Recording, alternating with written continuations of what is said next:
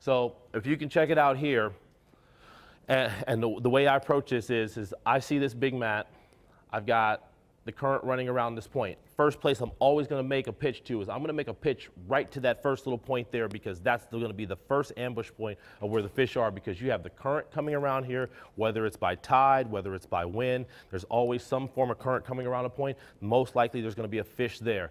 Fish are like humans. They're lazy. They want to sit in their house and they want food brought to them. It's kind of like you're sitting at home on a Sunday watching football and all of a sudden the doorbell rings. Well, it's the pizza man. You might not order that pizza, but he came by, so you're going to take that pizza and you're going to go ahead and you're going to eat it. And so that's how the fish think, is they might not necessarily be hungry, but if it gets delivered to them, they're going to eat it because it's a quick meal. And so when you see a mat like this, you go, okay, well, that's a big mat. Well, where do I start? Well, that's the place that I start. Then my next pitch for me is it's going to be 5 feet back further and then another 5 feet back further.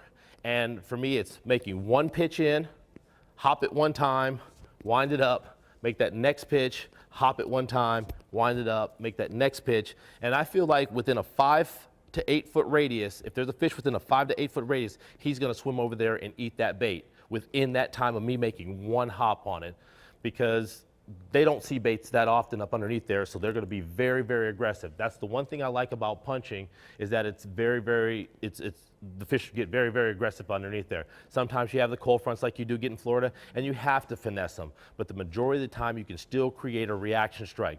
That bait punches through there, and those fish, they immediately grab it. They don't have time to look at it because it's flying by them so fast. And when I take that one hop, and what it does is when it goes through that first time, it's going to hit the bottom, and it's either going to make some noise, or it's going to kick up mud, or kick up sand, or kick up dust, and that's going to trigger that fish into striking. So that's what also makes it very effective.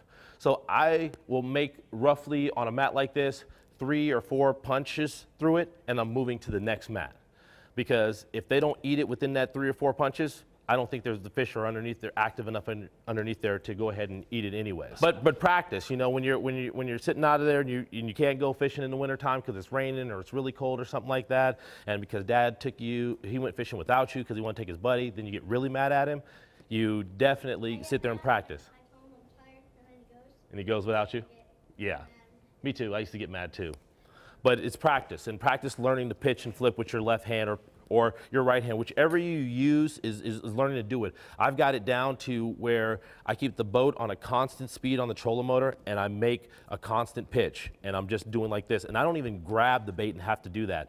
I got it down to where I can wind it and do that. Wind it, do that. I don't at any point grab it, and so I'm making that more flips and pitches than everybody else, which is putting my bait in front of more targets, which is going to allow me to catch more fish. It's kind of like the Kevin Van Dam philosophy. When he's making his cast with his crankbait and his spinnerbait, he's going to make more casts than everybody else, twice as many, so he's going to have the opportunity of twice as many fish, which puts him the opportunity to catching twice as many bigger fish than everybody else. I feel the same way when I flip and I pitch. There is no playing fish when you're out there punching. It's set the hook, crank, crank, crank, dump him in the boat. If your guy isn't there with the net, by the time you set that hook, you dump that fish right in his lap, because I've done that several times.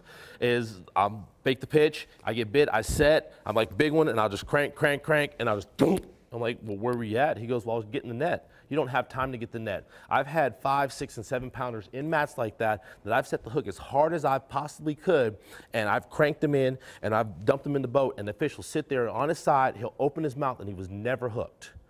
And so you can see it, how hard they grab onto it. You see the scrape marks on those weights as they, you know, as when you set the hook, after a while, it just starts scraping through. They just grab and grip onto it really good.